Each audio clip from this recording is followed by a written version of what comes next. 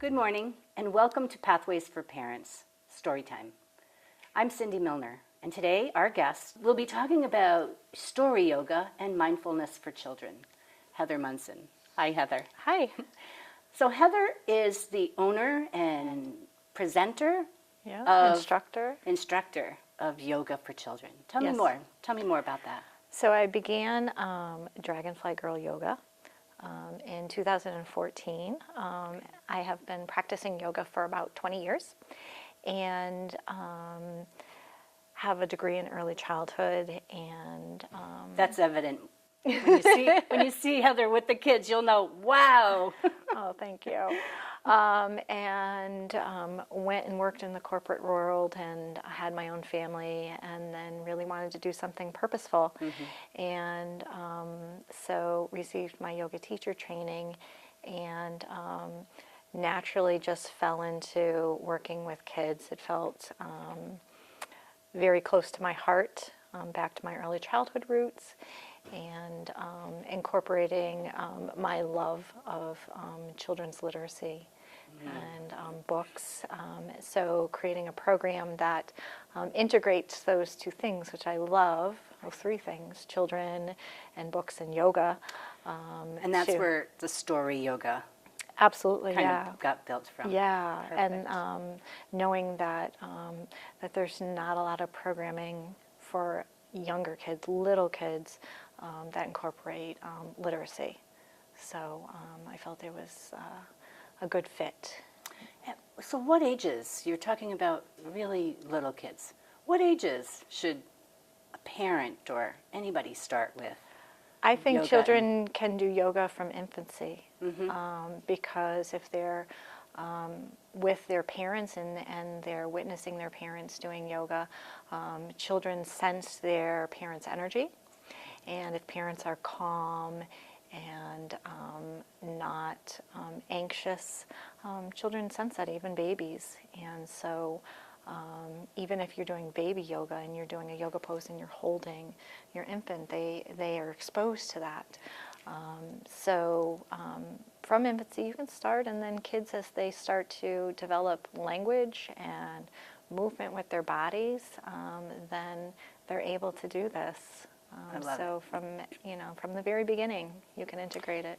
We had done story yoga in the apple orchard this summer, which was amazing. And there were babies, and there were toddlers, and there were preschools and school-aged kids. They were all doing that together. And one of the families that I remember was the mom doing the pose, and I don't know what it's called, but she had her two hands on the ground with her leg up behind her. And the toddler just was like over the top of her legs, like leaning over the top of her legs, which I thought, that was just a great interaction. She was doing it, didn't matter what he was doing, he was part of him. He was there, he was present with her. Yes, he was with her. And that's how my children started as well. My younger son, we'd go to family yoga programs, and he would crawl on my husband's back during downward dog, and so, and now he is, a little yogi himself, and practices breathing and gratitude and all the principles that we practice at home in yoga, and that I also bring out into my yoga programs. Yes, that's beautiful. That's beautiful. Tell me the difference between yoga and mindfulness. So yoga is it's a science. A lot of people think it's a religion, and sometimes that might turn people off from coming to yoga. I've heard that. But it is a science, and it's a science of the body, mind, and spirit. The word yoga means to yoke, or a union, connecting those three principles. Mindfulness is a part of yoga, but it's one component. So mindfulness is really being present, paying attention. We have the tendency to, with our busy lives, to run through our days and, I have to go here, I have to go there, not thinking about what we're doing. We get from point A to point B, and then we get to point B, and we're like, oh, how did I get here, So maybe noticing the breath as well. The body has this remarkable way of just breathing for us. But do we really notice the breath? Do we take the moments to inhale and exhale and be really present with our bodies. So that's mindfulness, which is a component of yoga. Right. Yoga is kind of an umbrella over the concept of mindfulness. So I know that happens to me when I get stressed or anxious or flustered or angry, any of those emotions, I can sense myself like holding my breath, right? And then I'm like, okay, just breathe, just breathe, put your shoulders down, relax, and start again. How is that helpful for parents? I mean, I know how it's helpful for me as a parent, but how is it helpful for parents? Just to come into the present moment without being reactive, to really kind of take a pause from whatever's going on, whether it be, a child melting down because they're tired or they're hungry, or, a child just fell and skinned their knee. Children will respond in the way that the adults around them respond. So if a parent responds in a very calm manner, then the child will feel safe and know that it's okay. If a child sees that a parent is, reacting very strongly, then, the child will respond in kind. So, using mindfulness and breathing to really come into the moment for parents and to take a step back and know that, it's probably, it'll all be okay, and I find that when parents practice those things, they naturally come along to the children. So the children see how the parents are managing their emotions, and that's how children learn, by watching those around them. So, and it's a good balance to know when to be in the moment and be calm, and when kids know when you're really angry, and it's okay to be angry. But how do we manage that anger? Right. It's how we manage that, and how do we respond to each other, right, in a kind of a gracious fashion. Absolutely. And respecting the fact that if a child is running across the street, you're going to be like, stop.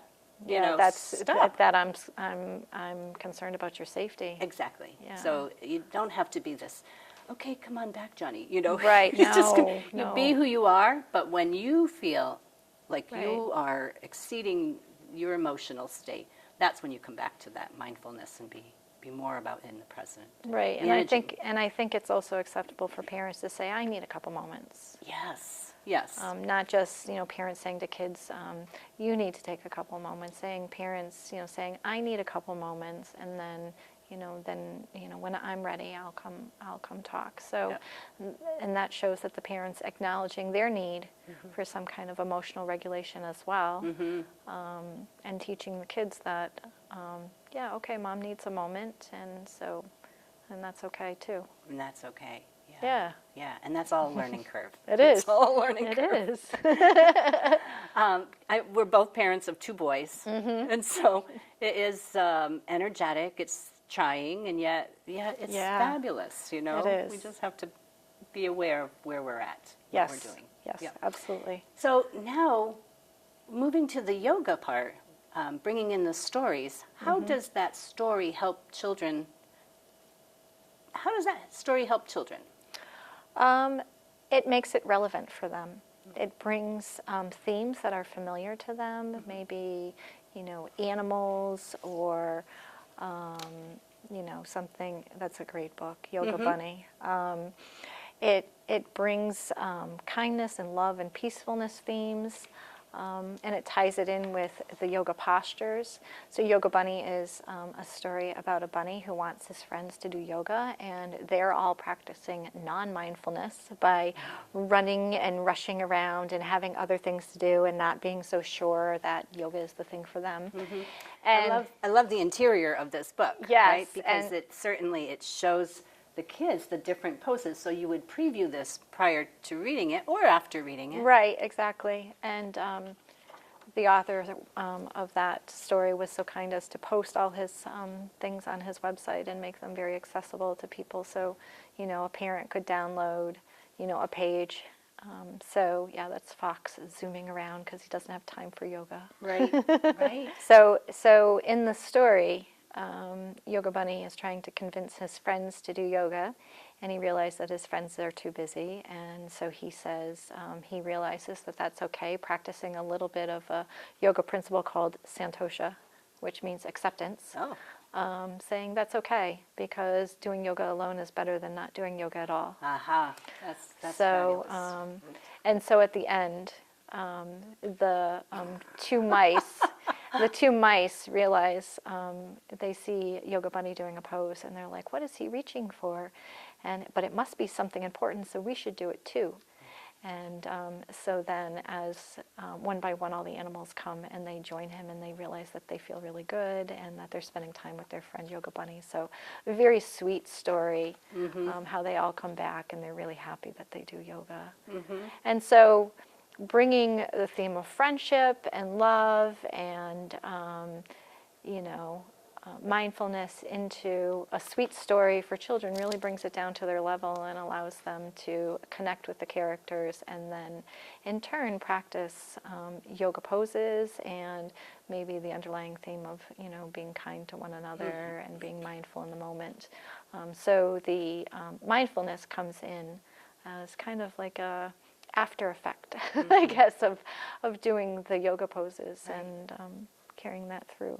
This is a beautiful story. That's one of my favorites. Saw you do it last week, and it was great. Love all these. Let's see. Good Morning Yoga. That's an amazing story with beautiful illustrations. So how do parents find books to be able to use? I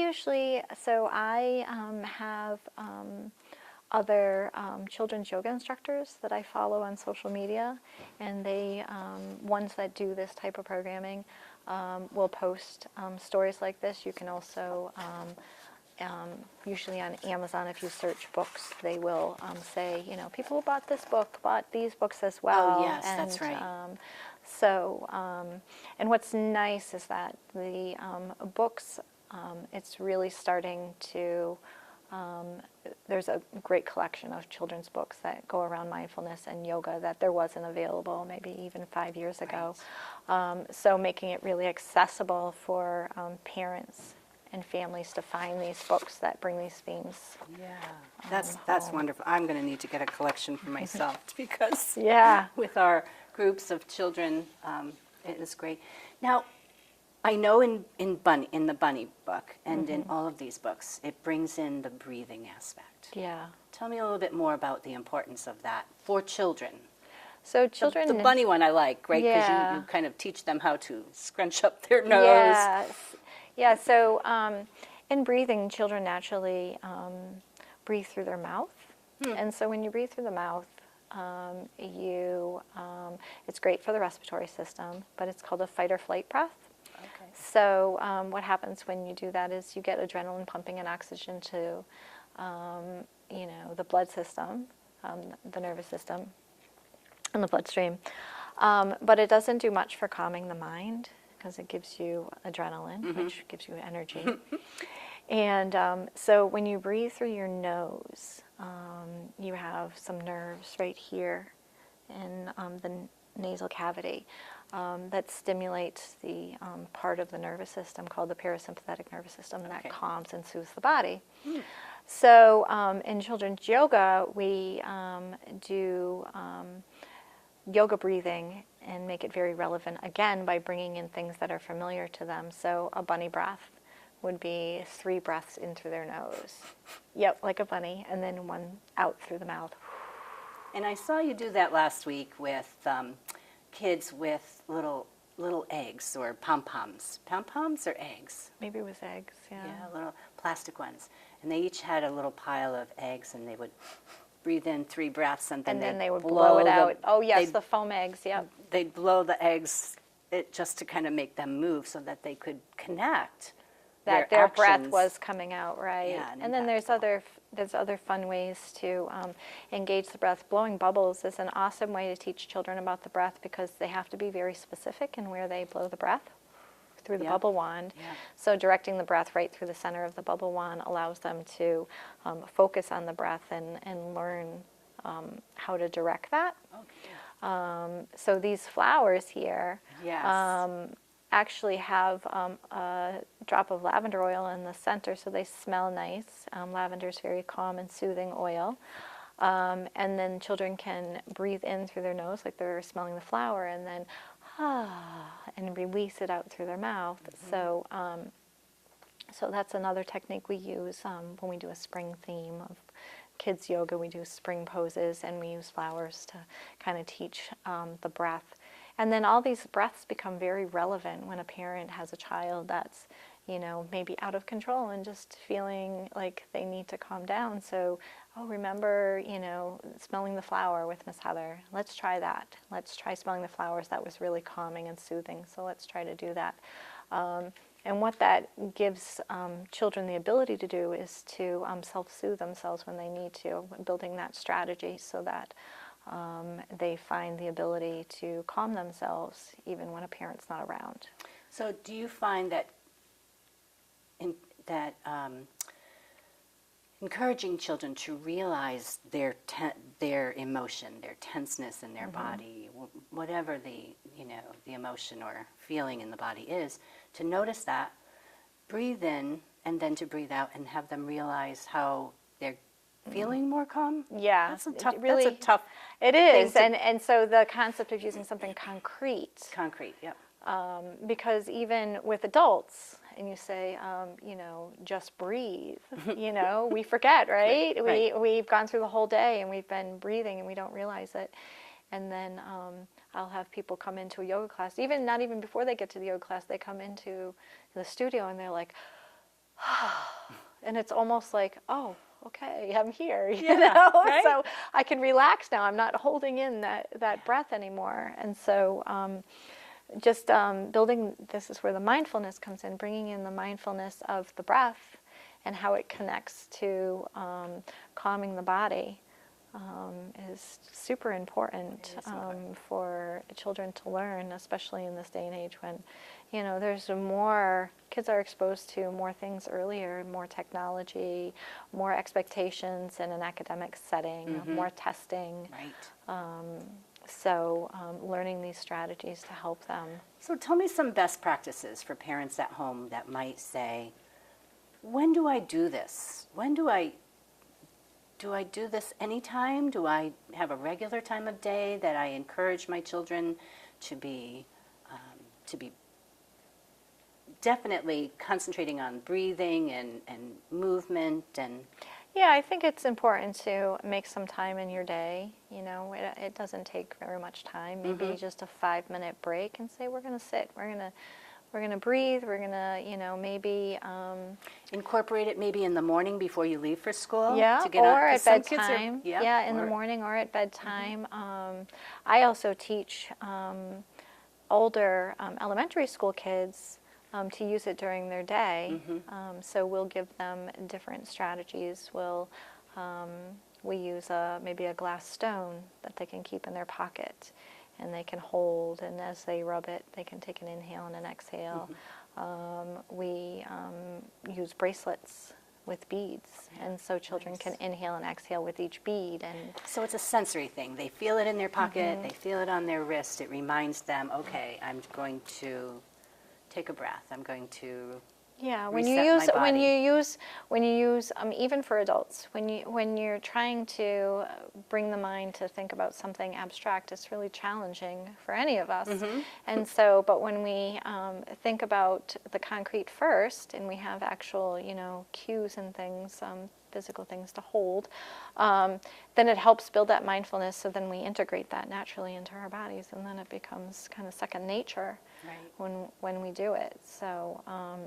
You know, I like to do it at the end of the day with my kids. We'll just kind of sit and be still for a moment, you know, take some deep breaths, maybe sit with our feet up the wall, which is a nice relaxing pose, you know, get upside down. I could see a mom saying, okay, put your feet on the wall. We're going to do... My kids are like, okay, I get to put my feet up the wall. That's awesome. And that probably holds them there. That grounds them there because...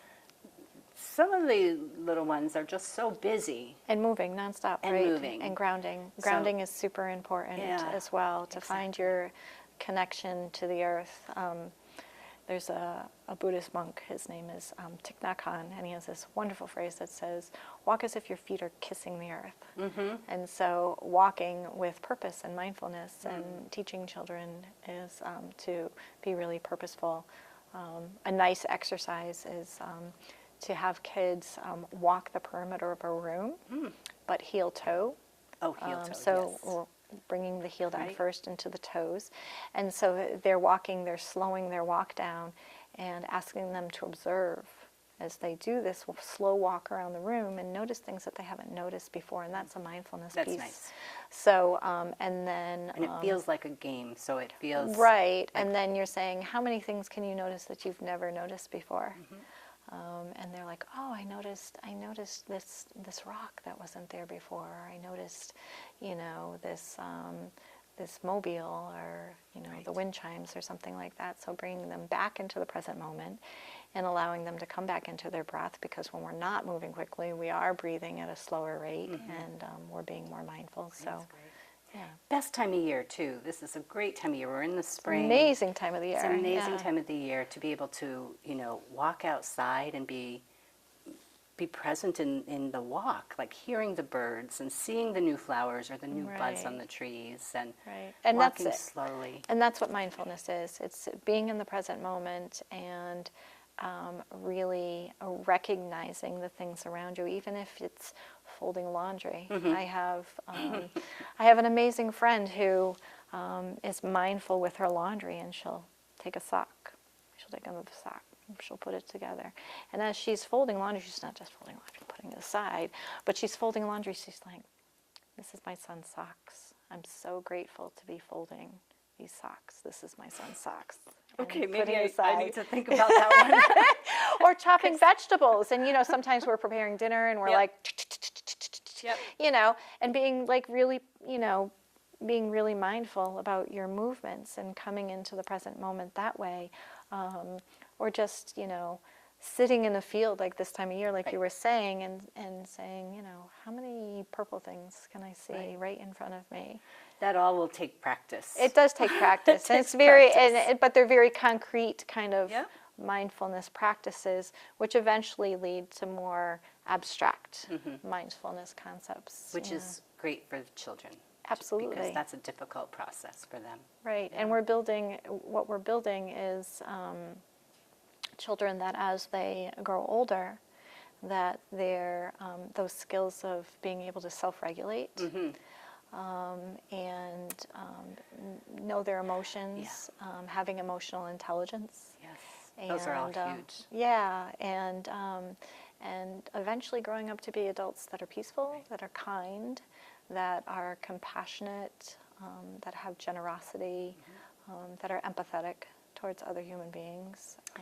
I love the fact that some of the schools, some of the teachers in classrooms are incorporating the breathing and the stillness and the movement to really cultivate that child to be able to self-regulate a little more, control their behaviors and activity levels and mindfulness on the task at hand. Right.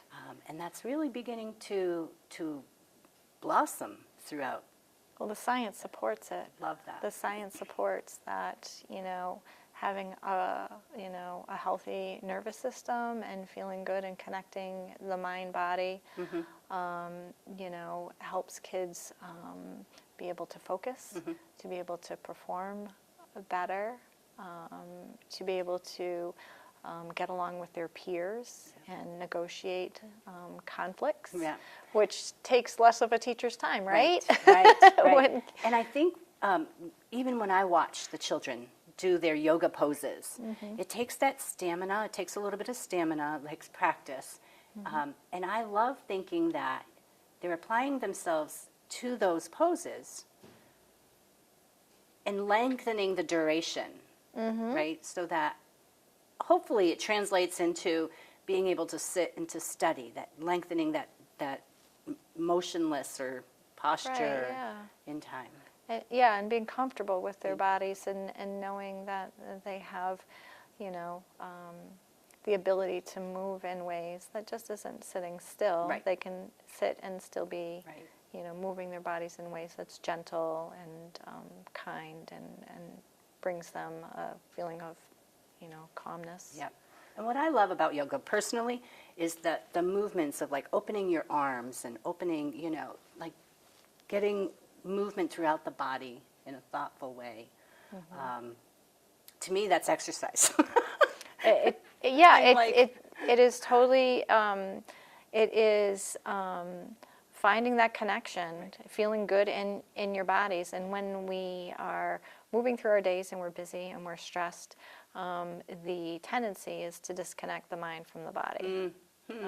So in coming back to yoga, we reconnect with our body, and we move in a way that allows us to quiet our thoughts, to maybe find a sense of gratitude and gratefulness about what we have, and in turn, we just have a different outlook on things. Yep.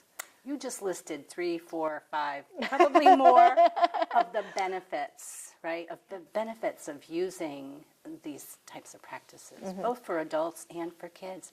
And I like what you said in the very beginning. It was about the parent being comfortable doing that, and the child will absorb it, and it becomes parallel. Yep. So they are working on this parallel. Yeah, I can give you a perfect example of, at my house we have animals and pets, and my younger son, who has grown up doing yoga and, heard me say, what's your gratitude for today? What are you grateful for today? Find one small thing to be grateful for today. And thought that he had an injured pet, and things kind of spun out of control, and were crazy in the moment, and because he was upset, and managed to use some of these tools to calm him down and help him understand that it was going to be okay. And after he got calmed down and got ready for bed, right before he laid his head down on the pillow, he's like, "Mom, I'm really grateful to you for helping me take care of my hamster." So, it comes full circle. It does. That even though in the moment he was, upset, he was able to reflect, and he was able to say, in spite of all that, I'm grateful. That was I'm wonderful. grateful. So, that is wonderful. Yeah. Couldn't have planned this conversation better with you. Thank you. This Thank was so you. pleasant. Thank you. And we'll be seeing a video of the Okay. children doing the yoga. Yep. And all of that will come out. The breathing, the movement, the engagement, the book. And it's great. It's great to have you here. Thank you. Heather. Thank you for having me.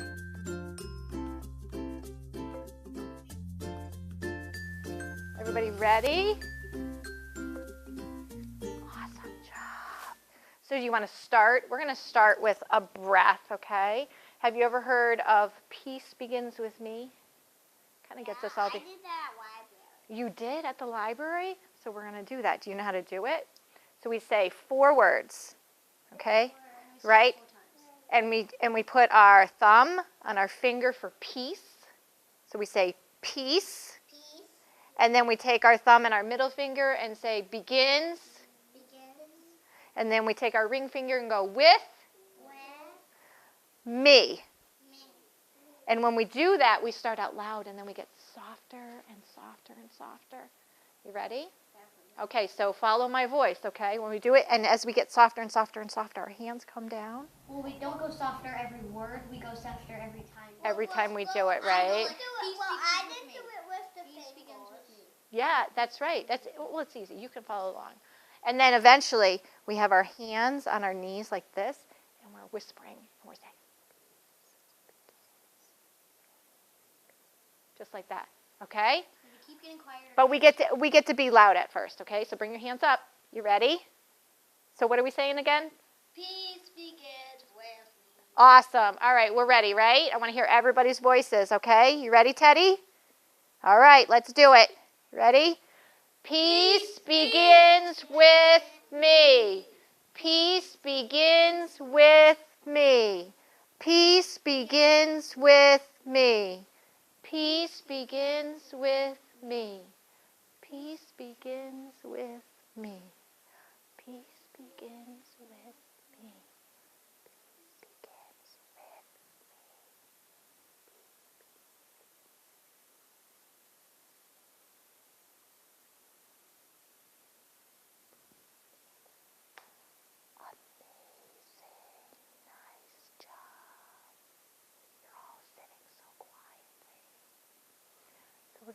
story today because it's spring. Rachel's day in the garden. Do you garden? Do you do any gardening at home? Do you plant flowers? I don't have to. You don't have a garden? How about, do you see flowers when you go to the park? Maybe. What else do you see when you're outside? Do you see birds? I have a backyard and I see a yellow flower by a big tree. You do? Trees and flowers and birds? Wait, I think it's a purple flower. It is. So we're going to read a story about Rachel's day in the garden. And as we go through and read the story, there might be some yoga poses that we can do. Okay? So I want you to pay attention and see if you recognize when you see a pose, okay? All right. Good morning, world, Rachel said as she basked in the rays of the yellow sun.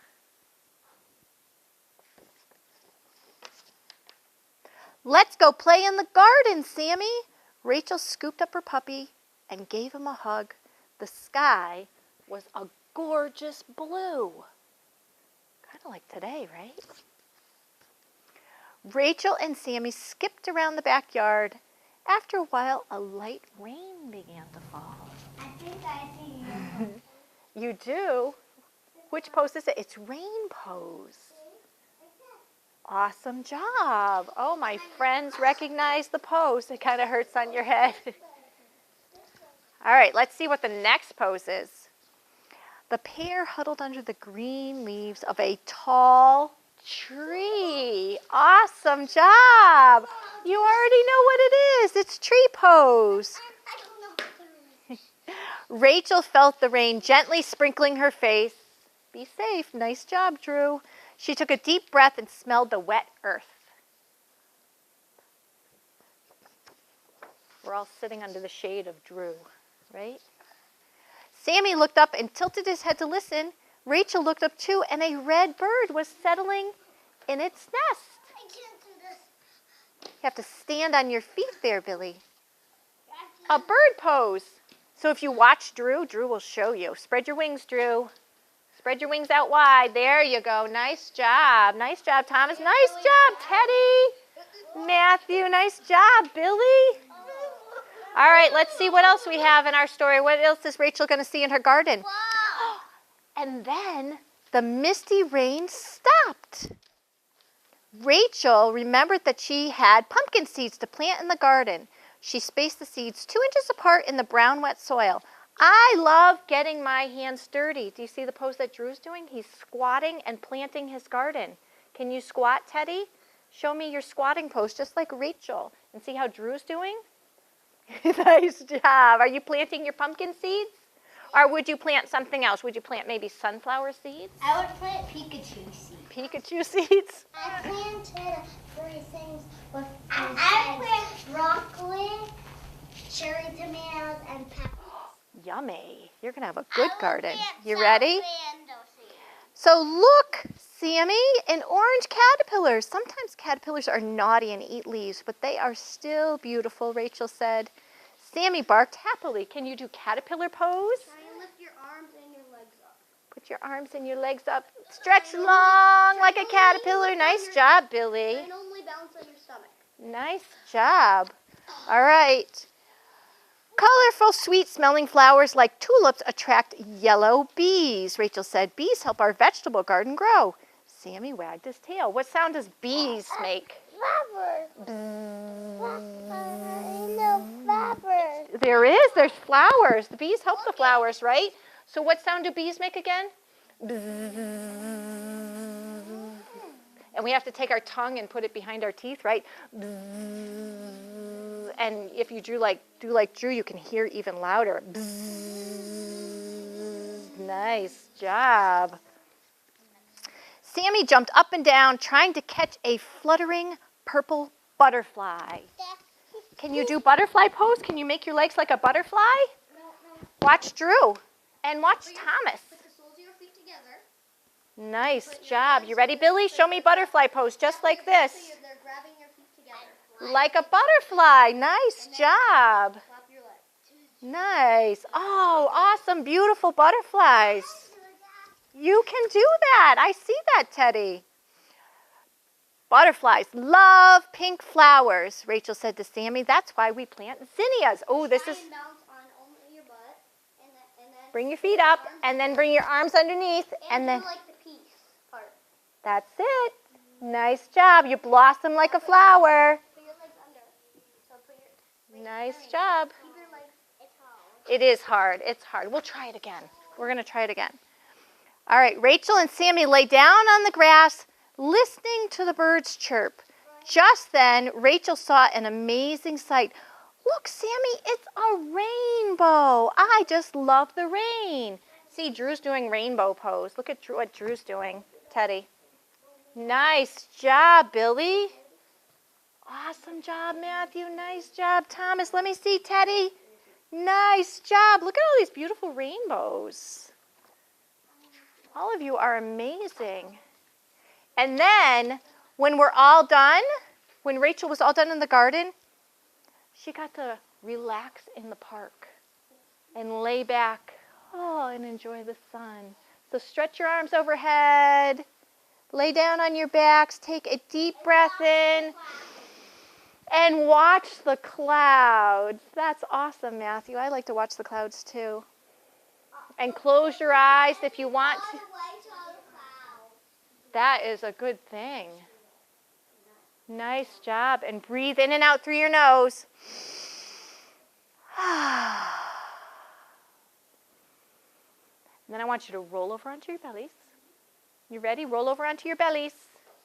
Start to crawl yourself around, come back around, and come to sit just like me. So we're going to practice a couple things with our noses, okay? Oh, I love you. So we're going to get to smell the flowers. So we're going to smell the flowers with our nose, and we're going to take a deep breath in through our nose. And then we're going to go, what do we usually do when we smell something good? We go, right? Okay, so come get a flower. There you go, Thomas. Did you want that one? What color did you want? I want a purple one. I want blue one. I want purple. There's the blue. Wait a minute. Can I have a blue too? Yes, you can. Purple. Purple. Everybody has their favorite colors. What color do you want, Teddy? These are your choices. This one. The pink one. Okay. I'll Take the green. Okay. This one smells nice. It does? Well, this one smells even nicer. It smells even nicer? Okay, so hold your flower. We're going to practice our breathing, our flower breath. You ready? You ready, Teddy? You ready, Billy? They all smell really good, don't they? So I want you to breathe in through your nose and then go, and do that again. Oh, they smell really good. One more time. Beautiful job. What do you smell? What does the flower smell like? It smells, right? Yep. Does it help you feel calm and relaxed? Matthew, want to smell mine? It smells like orange. It smells like orange to you? Can I smell yours, Matthew? It smells like So I'm going to have you take your flower and put it right by the side of your mat. Okay? You ready? So we're going to try another breath. You ready? So put your flower right down by the side of your mat. Oh, good listening. You ready? You ready, Thomas? Okay, so we're going to practice that bee breath. Do you remember that bee breath we did? So we're going to take our hands and scoop our ears just like this. You ready, Thomas? Take a deep breath in through your nose.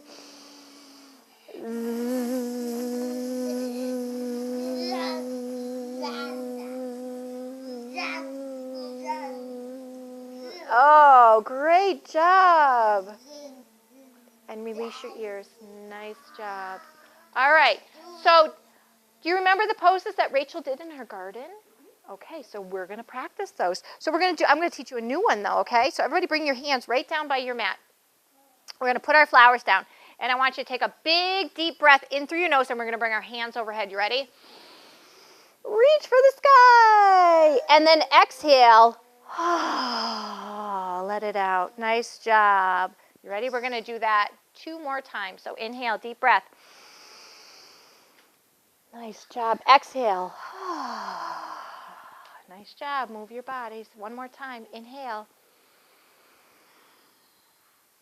Exhale. Nice job. So then we're going to flutter our legs just like those butterflies. You ready? So bring the soles of your feet together, just like this. And you can take your hands, Billy, and place them right at your ankles. And then we're going to flutter like a butterfly. I want an even more challenge. Try and put your head down at your feet. Yeah, that's a yoga pose too, right, Drew? What yoga pose is that? Turtle pose. Yeah. Sometimes we see a turtle in the garden, right? They smell bad. They smell bad. Not like the flowers, right? The flowers smell good. All right, you ready? So we're going to try that flower pose. So, Matthew, I'm going to show you how to do the flower pose. You ready? So, keep your feet together and try to balance. You can hold your feet together, okay? And then take your hands, bring them right underneath your feet. There you go. And have your hands come up like that. Nice job. You're doing it. It's okay. You could do this. You could bring your heels down on the floor and do it just like this and open your toes and open your fingers like a flower. Nice job, Teddy. All of you are so amazing. Nice job. Okay. What's our next pose? What do you think our next pose is? What do you think? The tree pose? Oh, you're very smart. So we're gonna grow our trees. We're gonna start out like a tiny little seed, just like this. And then we're going to start to grow. Come on up, grow. Move your body. You're growing like a tree. Come on up, bring you up. And in the spring, what happens? Boom. The branches come out. We have blossoms on the tree. And then you can see if you can balance, get nice and strong and tall like a tree. Show me. Nice. You're doing the best you can. That's awesome. Nice job. Our trees have flowers on them too, right? And then you come back into a seed. That's right. Nice job. And then we go up again. You're right. All right. So, what likes to live in the trees? Squirrels do. You're right. How about birds? Birds build nests. So, let's do bird pose. You ready? Come out like this. And flap your wings just like a bird. Maybe you can balance. Nice job, Billy. Oh, awesome, Teddy. Show me your best bird. Or you decided to do a squirrel? Nice job. All right, so come back up. We're going to get nice and tall. Nice and tall. You ready?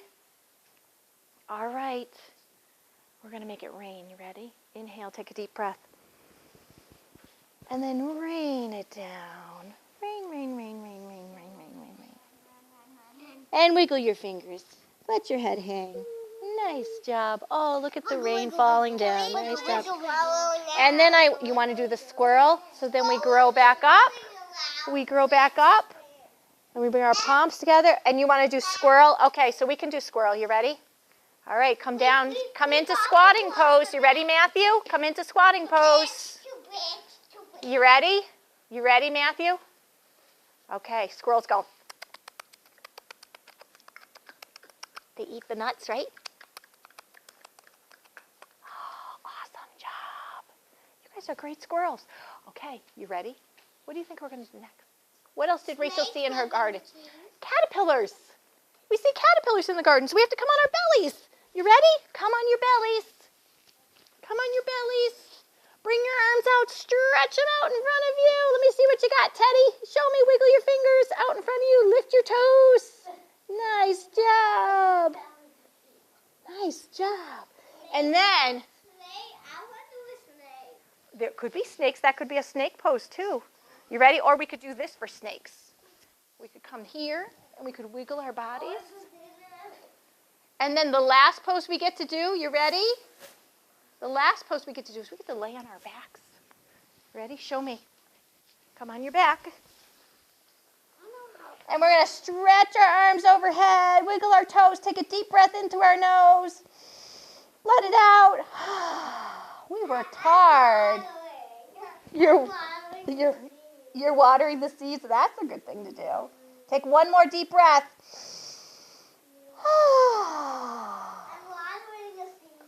And then I want you to roll onto your side. You're watering the seed. Come on, press yourselves up. May I have your flowers? Thank you. Thank you, Matthew. Thank you, Billy. Oh, thank you. Thomas, may I have your flower? Thank you so much. Okay, so come back to your mat, right at the front of your mat, and come crisscross. Oh, thank you, Teddy. What a helper you are. Okay. So, before we end our yoga class, I want you to all bring your palms together. Sit crisscross applesauce. I want Teddy, tell me something that makes you happy.